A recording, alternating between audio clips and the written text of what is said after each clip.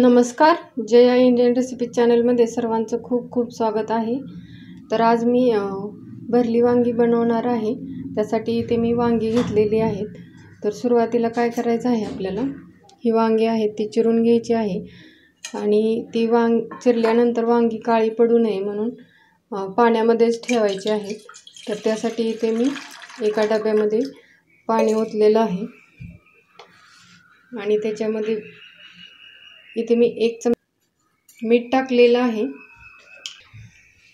आता हे मीठ आहे ते याच्यामध्ये मिक्स करून घेऊया। मीठ टाकलं की त्याच्यावरची धूळ आहे ती चांगली निघली जाते। आता काय करायचं आहे, हे वांग्याचं देठाच्या साईडचं आहे ते काढून घ्यायचं आहे। थोडासा देठ ही कट करायचा आहे आणि इथून अशा पद्धतीने 4 भाग करायचे आहेत। सर्व वांगी अशाच पद्धतीने चिरून घ्यायची आहेत।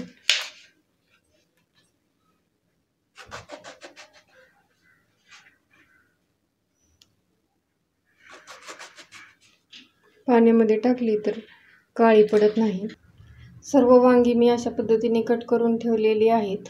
आता आपल्याला याच्यामध्ये भरण्यासाठी जो मसाला लागणार आहे तो करून घेऊया। इथे कढई गरम करून घेतलेली आहे। त्याच्यामध्ये आता ही किसलेलं खोबरं आहे ते टाकत आहे। आता हे थोडंसं आपल्याला लालसर होईपर्यंत परतून घ्यायचं आहे। इथे आता हे खोबरं आहे ते भाजलेलं आहे। आता ही मी काढून घेते।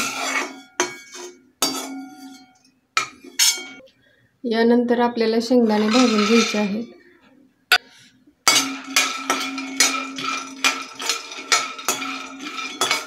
इथे बघू शकता शेंगदाणे ही भाजलेले आहेत। आता आपण हे शेंगदाणे ही एका प्लेटमध्ये काढू।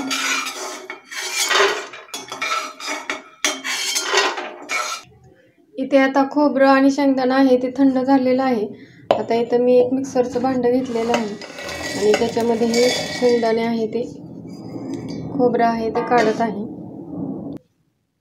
त्याच्यामध्ये मी 1 चमचा गोडा मसाला टाकलेला आहे, 1 चमचा मिरची पावडर, थोडीशी हळद, अर्धा चमचा लाल तिखट, 1 चमचा आलं लसूण पेस्ट। इथे माझ्याकडे आता आलं लसूण पेस्ट तयार होती म्हणून मी ॲड केलेली आहे। जर तुमच्याकडे नसेल तर तुम्ही डायरेक्ट आलं आणि लसूण टाकलं तरी चालेल। आता याच्यामध्ये चवीनुसार मीठ टाकत आहे। आता हे सर्व आहे ते आपण बारीक करून घेऊया। इथे बघू शकता सर्व मसाला बारीक झालेला आहे। हा मसाला आहे तो आपण वांग्यामध्ये भरायचा आहे। तर हा मसाला आहे तो मी एका ताटात काढून घेते। आता आपण काय करायचं आहे, हे जे वांग आहे ते घ्यायचं आहे आणि त्याच्यामध्ये हा तयार मसाला आहे तो अशा पद्धतीने भरायचा आहे।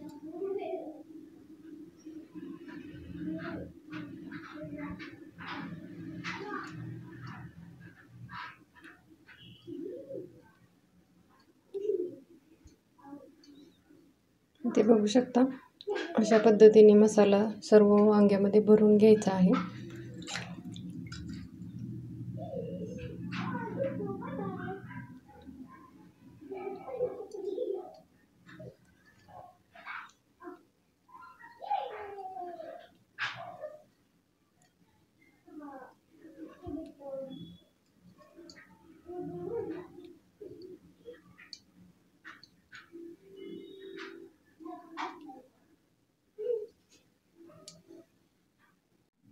तर इथे बघू शकता वांग्यामध्ये मसाला भरलेला आहे। तर आता आपण भाजी करायला घेऊया। इथे आता मी गॅसवरती कढई गरम करण्यासाठी ठेवलेली आहे। कढई गरम झालं की याच्यामध्ये मी तेल ओतत आहे।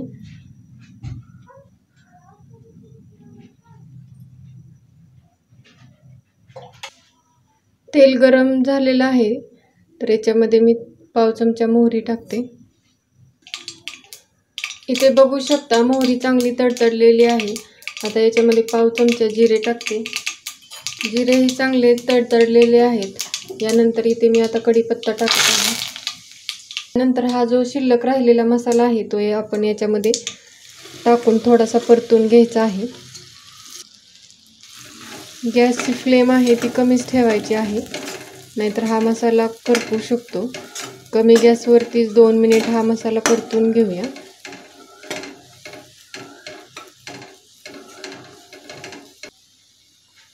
मसाला थोडासा परतला की आपण हे भरून घेतलेली वांगी आहे ती आपण याच्यामध्ये टाकायची।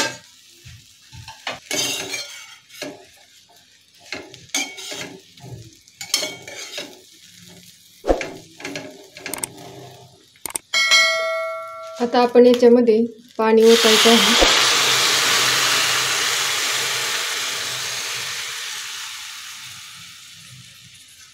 जेवढ्या प्रमाणामध्ये आपल्याला रस्सा बनवायचा आहे याच्यामध्ये तेवढ्या प्रमाणामध्ये याच्यामध्ये पाणी ओतायचं आहे। वांगी शिजण्यासाठी ही पाणी थोडंसं लागतं। गॅसची फ्लेम हाय करून याला एक उकळी येऊ द्यायची आहे। इथे बघू शकता भाजीला चांगली उकळी आलेली आहे। आता आपण गॅस लो टू मीडियम ठेवायचा आहे आणि याच्यावरती झाकण ठेवायचं, म्हणजे वांग चांगलं शिजलं जातं।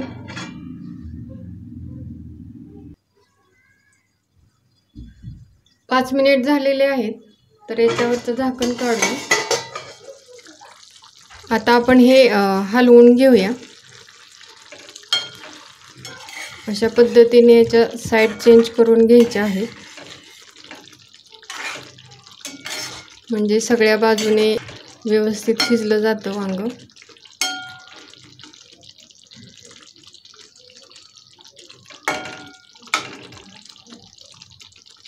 आणखी 2 ते 3 मिनिट झाकून ठेवायचं आहे। 2 ते 3 मिनिट झालेले आहेत। आता याच्यावरचं झाकण काढूया।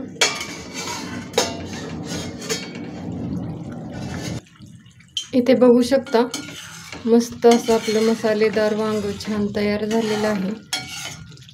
आता वांग शिजलं आहे का चेक करू।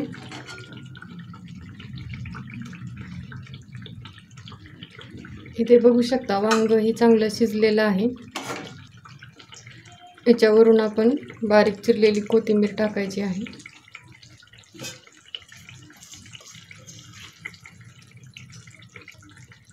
आता मी गॅस बंद करते। तर इथे बघू शकता मस्त असं आपलं भरलं वांग तयार झालेलं आहे।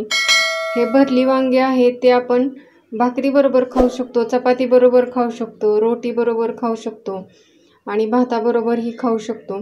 तुम्हाला ही रेसिपी आवडली असेल तर नक्की लाईक करा, शेअर करा। माझ्या चॅनलला सबस्क्राईब केलं नसेल तर प्लीज चॅनलला सबस्क्राईब करा। त्याच्या शेजारी जे बेल आयकॉन आहे तेही प्रेस करा, म्हणजे नवीन व्हिडिओ अपलोड केले की त्याचं नोटिफिकेशन तुम्हाला भेटेल। व्हिडिओ शेवटपर्यंत पाहिल्याबद्दल सर्वांचे मनापासून धन्यवाद। पुन्हा भेटूया अशाच नवीन रेसिपी बरोबर। तोपर्यंत मस्त खा, हेल्दी रहा। नमस्कार।